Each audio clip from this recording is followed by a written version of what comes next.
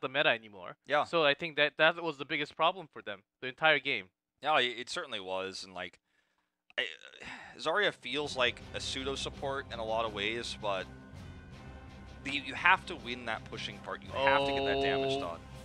Okay, brother. Braxis holdout is going to be our map here. This will be the choice of GLuck, no surprise. So two kind of surprise picks for them here. Maybe the next one's Corsalo.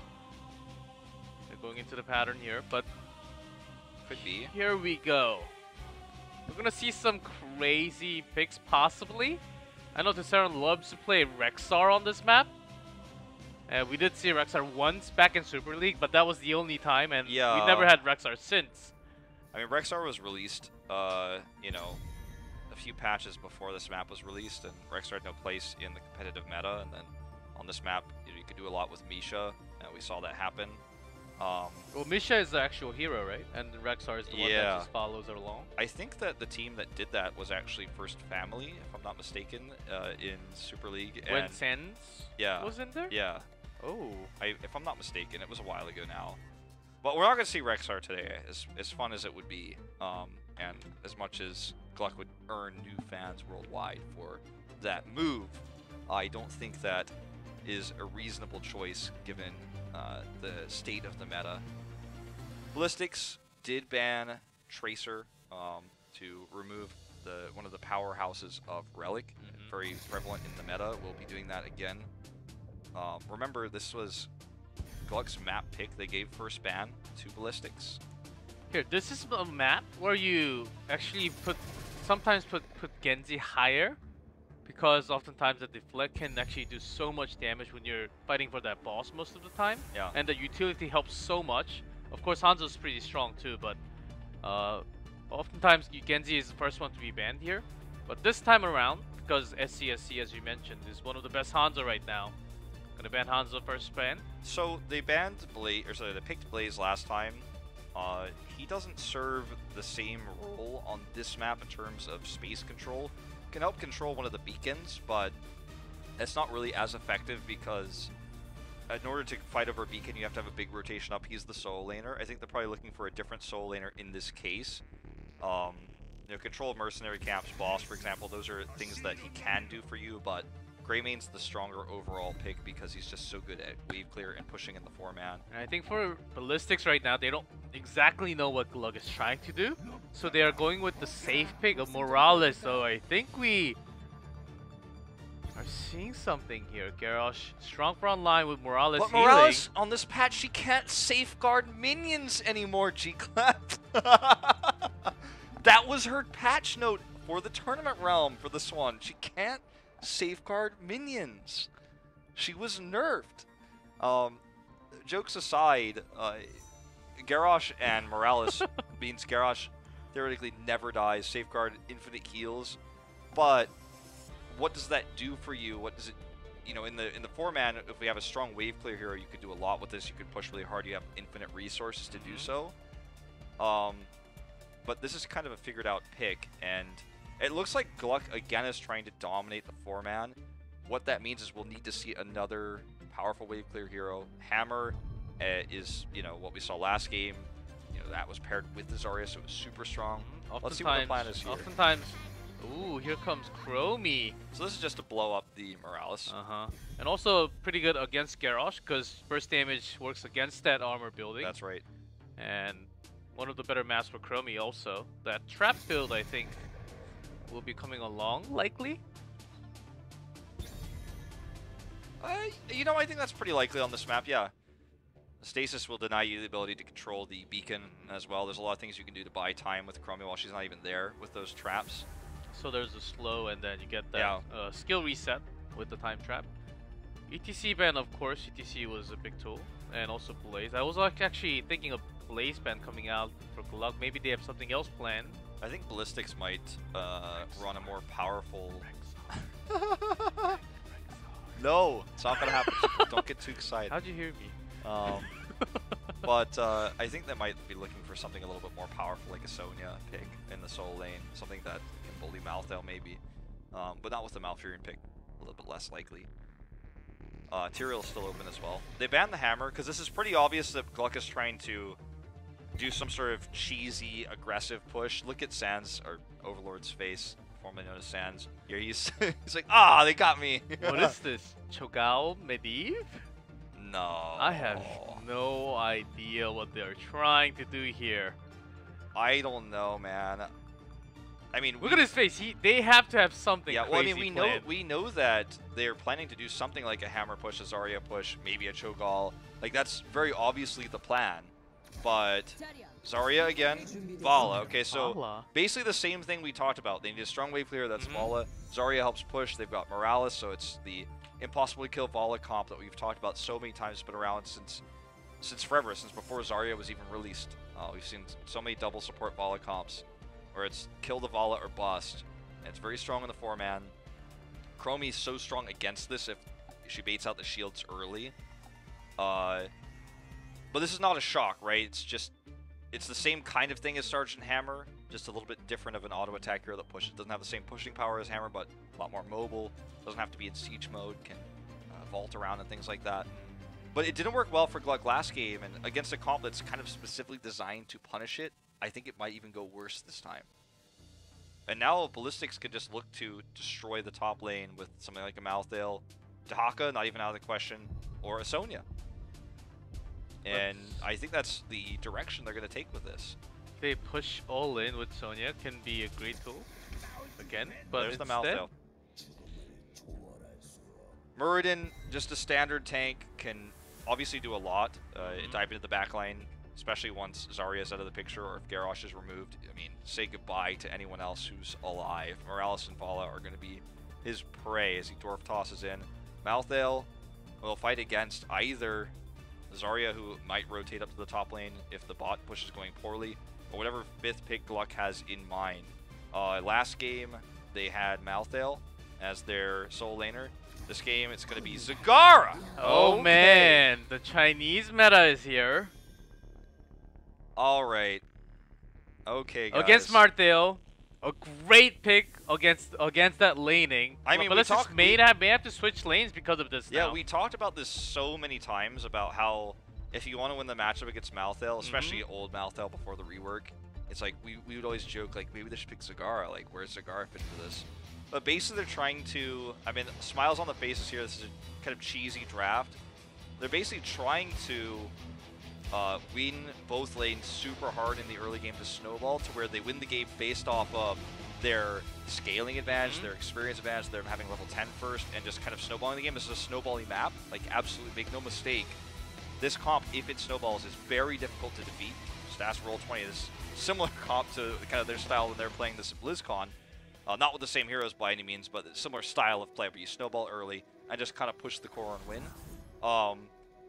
It can work well, but it's going to require a lot of early game coordination. Yes, if they have to win both lanes and get that first Zerg wave, that's exactly what they're going for. They have to win the first one, or else they're going to fall behind. It's going to be basically like game 1. Yeah, it's going to be game basically exactly over. the same. Right after the first Zerg wave, they lose that first one. If Ballistics hit 10 first, then laning fate is basically destroyed, and they lose that power so much. So they're going to swap a little bit here for a second and hide it. If Zagara dies, it's so bad. But the thing is, this actually, had GLuck realized this, this would have worked so well for them. Actually, no, they did actually get the energy. Never mind, I just didn't see it on screen. This works well for them because they get the energy for Relic, so he's just going to push this super duper hard. Now, they're looking for a pick on the Zagara, but the thing is, even, she shouldn't die, at least Saren's being careful. Oh, look at that potential dodge. Not going to happen. Okay, well, he does die. But anyways, even if he dies, the damage is done down here in bot, and they need to make sure they can match it. So, I mean, this is going to be, in a few minutes when Zagara dies, it's going to be much worse because the death timer is going to be longer, but if they can still do a ton of damage down here, it's not the end of the world. Especially because ammo doesn't exist anymore. Hooligan's rotating around here. Still so much damage, and Zagara going for that invest, looking for that long laning phase, possibly. They do have wave clear, and they do have the power from the bot lane, but if she ends up dying like that, she can't do as much siege damage. She's going to do a lot of siege damage, but I think this game is not supposed to go long, so it's going to give her a bonus damage no matter what, but it's not necessarily the kind that I think is going to be required to win this game. Either way, Saron, just as long as he plays safe up here, despite the lane swap, is going to be doing okay. As long as they keep doing damage bot. If they're not able to do that, which they're supposed to be able to do, then Ballistics is just going to laugh their way to a victory here. Because again, now they've even brought Magi up for heals. They need to do more damage with this comp, which is way better than the comp that Ballistics has. They do better than what's happening in the top lane in order for this to be okay. Because Ballistics is swapping against them. And the race theoretically should go Gluck's favor, but they need to take risks. They need to push hard to make that happen. And even trying to punish the Saron now. I don't think he has an escape out of here anyhow. He does get taken out. But notice on the other side, like, GLuck actually gets this down like a second faster, but the positioning of Ballistics heroes on the other side was much safer, so nobody dies. And advantage Ballistics because they stay even. Oh, but Murden dies to the fort for some reason. I'm not sure what happened there. But big mistake from Hooligan. Yeah, but anyway, this is a huge win for Ballistics because they stay even in the early game. And this is exactly what happened last game. In fact, Ballistics took an even faster lead to 10. At least Chromie soaked up some EXP, and SD did not die even once. So, and then can clear away from far range as a Chromie. It's not going to be the worst time for SD, but... Oh my god. Ooh. If they had been a little bit more aggressive, no, he's not going to die, but if they had been more aggressive, he might have died. They push down towards the keep wall. I'm going to go take their camp now. We're seeing the camps traded at the moment with all these mini waves pushed. It's too risky to continue pushing forward. You could get ganked, you could get punished. It is actually going to be a more standard build here for Chromie, by the way, with the reveal, the talons and stuff. The Dragon Breath at 7, or 5 in her case. So let's see how this plans out now with the beacons up. Ballistics has control. They're going to take this from look at where at least that's the attempt. They're going to try to force a fight because the comp of GLuck is not as good at fighting straight up. It's only good at pushing. Take this control, but they lose bot. Ooh, there's a poke. Coming in, the sustain is real for that 4-man though.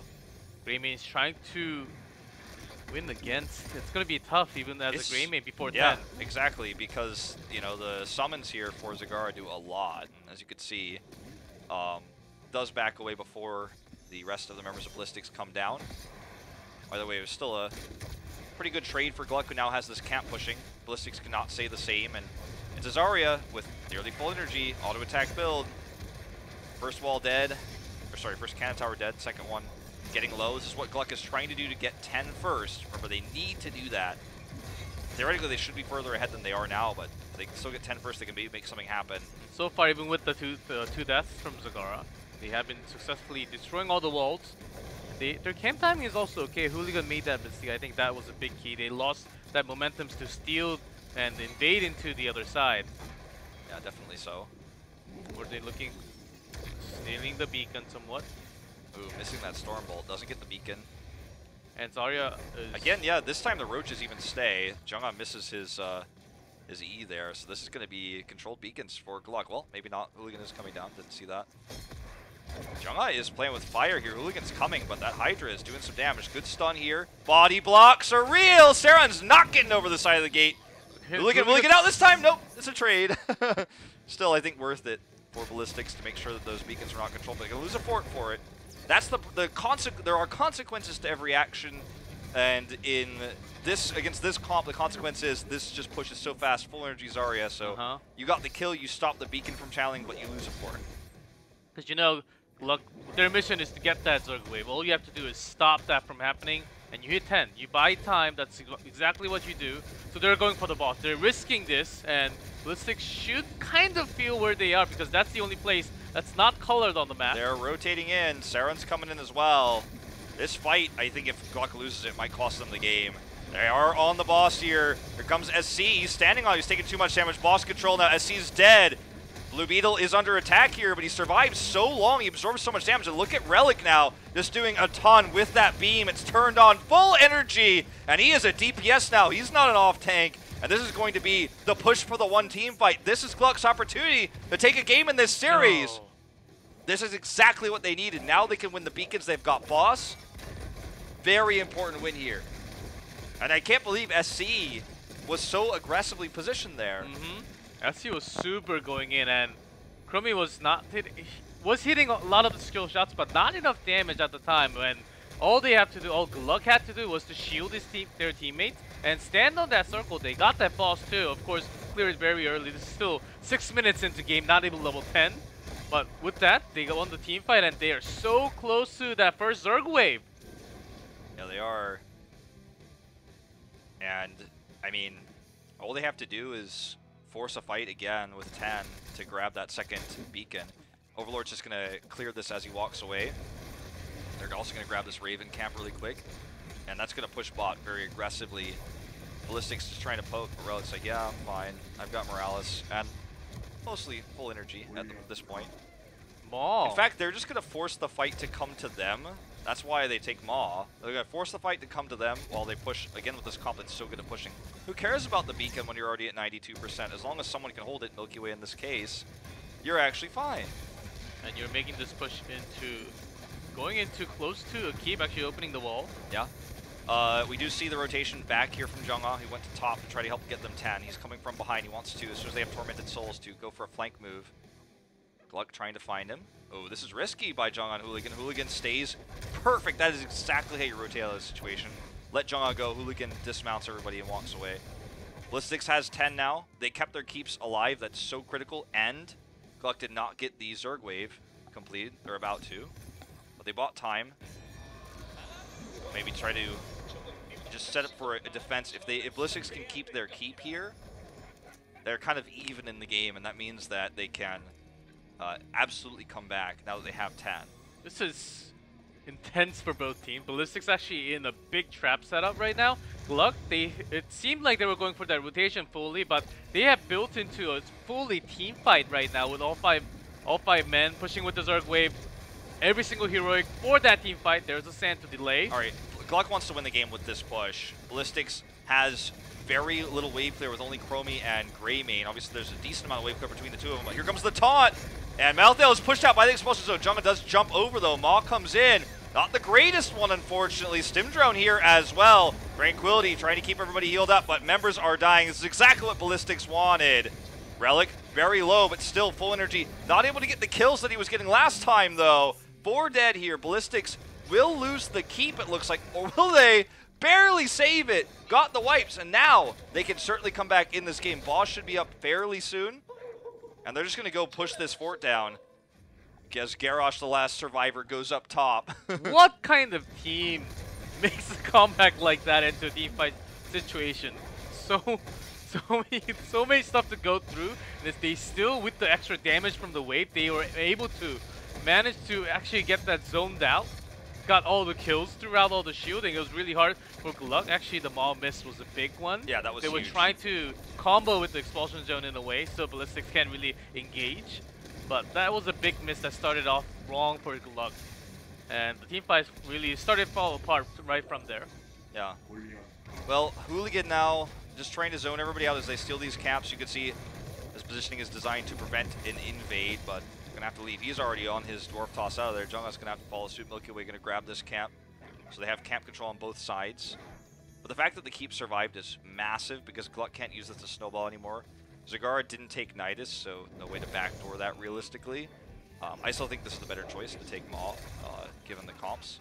But that fight went every way that Ballistics wanted to, and that proves that their comp is better for team fighting. Despite fighting with their backs against the wall, they're able to push it through against the Zerg wave, and the keep alive means that they have so many opportunities to continue to fight back in this game, take the next beacon phase. The boss is being contested right now. Tough for Ballistics to actually come in here, especially with Greymane top, but GLuck is respecting this.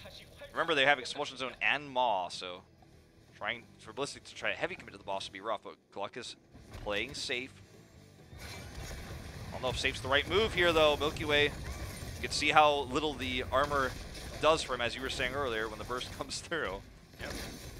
I love Chrome against Garrosh. It feels so good to burst all that HP, but GLuck, I think that what they have to do is really calculate their move when Malthael comes in, when Chromie does the damage. Which tool are we going to use against that Tormented Soul? Is it going to be Maw? Is it going to be the Expulsion Zone? Or is it going to be Taunt? Yeah. If we used at the same time or missed That's going to be a big one to lose. Here comes Okay. by Hooligan diving in. Huge opportunity for a Maw here from Saron. Look at this positioning here. He could get the choke here. Doesn't actually drop it. He's on the retreat right now. Relic with nearly full injury doing a lot of damage. Maw comes through. Only hitting mouth though. Milky Way has that armor. Survives here. Overlord helps them retreat. I feel like this game is quickly running away from GLuck though. Now the camps are pushing against them. I think GLuck's best opportunity to use their comp to win a fight was right at boss there where Grayman was top defending. That was the best chance I think they were going to have to win a strong, committed fight. Hooligan with the double stun here means they're going to get up to 20% before this is contested. And they still haven't dealt with the bot camp. Ballistics has no catapults against them because they saved that keep earlier. There's a 5v5, but lots of safety tools used for GLuck already. Milky Way does have that armor. SD doing some poking damage from the side. All they have to do for Ballistic is delay that, as you mentioned, Camp is pushing bot. Yeah, and the bot beacon is taken, so they're going to get the beacons channeled now. Ballistics has taken an experience lead massively now, a whole level. And they're going to collapse in here to look for a fight. Blue Beetle needs to make sure he is very far back with Overlord. Milky Way has to do the tanking. They can't deal with the camps at all. They have to really push in. They're going to lose the beacon. Yeah, Maw, 10 seconds. That's going to be a huge factor. They can pull it up here. They just want this beacon to never finish. They're never going to win the beacon, but if they can prevent it from finishing, they can maybe win a fight and just push core. Their comp is so good at that. I think they need to be decisive here. They're being so indecisive. Look at their movements on the minimap. Start going right, start going left. Ballistics knows this because they have to move at least as a 4-man or a 5-man. Zergara's been shown. Yeah, all they have to do is go around the map and take the beacon. And delay that as long as possible. Hooligan, again, the MVP, pushing himself forward, making sure no one can come in and delay us. Beacon's 100-0 now. Looks like that keep in the bot lane may never go down for Ballistics this game. And GLuck had to fight. They had to be decisive. They split themselves up and took a camp. They took a half measure, and that meant that Ballistics was able to take beacon and will likely push to end here because GLuck just doesn't have the tools to team fight defensively behind keep. They have the Maul they can use if they get a good angle, but Ballistics is always just going to be split. Expulsion can't push anything, and they have the Zerg wave to work with as well. So the keep is just not a factor here. It's going to be gone no matter what.